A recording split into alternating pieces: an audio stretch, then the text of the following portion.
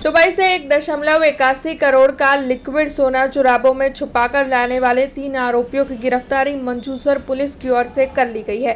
तब आपको बता दें कि सोने के अलावा इन आरोपियों के पास से ई सिगारेट और शराब की बोतलें भी हिरासत में ली गई है।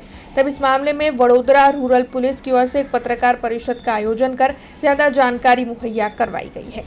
आनंद सરના સીધા માર્ગદર્શન હેઠળ બિલકત સંબંધી ગુનાઓ અટકાવવા માટે તેમને જરૂરી સૂચનાઓ આપેલી હતી। એ અન્વયે મંજુસર પોલીસ સ્ટેશનના પીઆઈશ્રીને ચોક્કસ બાતમી મળેલી કે અશોકભાઈ પ્રજાપતિ નામનો ઈસમ જે અલગ અલગ વ્યક્તિઓને દુબઈ ખાતે મોકલીને ભારત સરકારની જે કસ્ટમ ડ્યુટી છે એ ભરવી ના પડે એ રીતે બેગમાં ચોરી છુપીથી પાવડર રૂપી સોનું સંતાડીને ભારતમાં ઘુસાડવાની હેરાફેરી કરાવે છે। જે અનુસંધાને ચોક્કસ બાતમીવાળી જગ્યા પર એમની ટીમ દ્વારા તેમને કોર્ડન કરીને પૂછપરછ કરી અને એમની જોડેથી સોનું જે છે લિક્વિડ ફોર્મમાં જે બનાવેલું જેલ ફોર્મમાં બનાવ્યું હતું એ ટોટલ 1 કિલો ને 800 ગ્રામ સોનું મળી આવેલ છે। આ ઉપરાંત એમની પાસે અલગ અલગ બ્રાન્ડની વિદેશી બનાવટની દારૂની બોટલો અને પ્રતિબંધિત જે ઈ સિગારેટ છે એ મળી આવેલ છે। ટોટલ સોનું જે છે એ 6 નંગમાં અલગ અલગ જે સેલોટેપ વાળીને જે બનાવેલા છે 300 ગ્રામના આશરે જેનું વજન છે એ ટોટલ એનું આશરે વજન 1 કિલો અને 800 ગ્રામ થાય છે।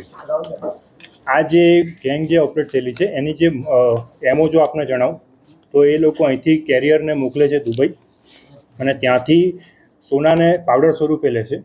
એમાં કેટલું કેમિકલ એ લોકો ઉમેરતા હોય છે અને એની જેલ જેવી પેસ્ટ બનાવતા હોય છે। એ પેસ્ટ ઉપર સેલોટેપને વીંટાળીને એને કાં તો પગના મોજાની અંદર, કાં તો શૂઝની અંદર, કાં તો અંડરવેરની અંદર એ રીતે એ લોકો છુપાઈને લાવતા હોય છે, જેના કારણે ત્યાં એરપોર્ટ પર એ લોકોને કંઈ મેટલ ડિટેક્ટરમાં કંઈ ડિટેક્ટ ના થાય એ રીતે લાવતા હોય છે।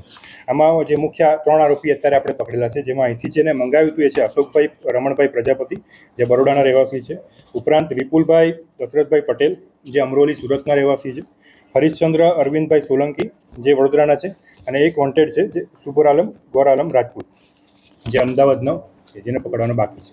યસ, ભૂતકાળમાં પણ આ પ્રકારની એમઓથી સુરત અને અમદાવાદમાં પણ આ રીતે ગોલ્ડ સ્મગલિંગના કેસો મળેલા છે, જેમાં આ લોકો કસ્ટમ ડ્યુટી ના ભરવી પડે એટલે અને મેટલ ડિટેક્ટરમાં ત્યાં ના આવે એ રીતે ચોરી છુપીથી એનું ફોર્મ બદલીને સોનાનું લિક્વિડ ફોર્મ કાં તો સેમી સોલિડ ફોર્મ કરી દેતા હોય છે અને એ રીતે લાવતા હોય છે।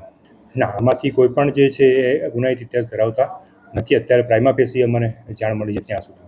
हमसे जुड़े रहने के लिए हमारे YouTube चैनल को सब्सक्राइब करें और नई वीडियो की नोटिफिकेशन के लिए बेल आइकॉन को दबाएं।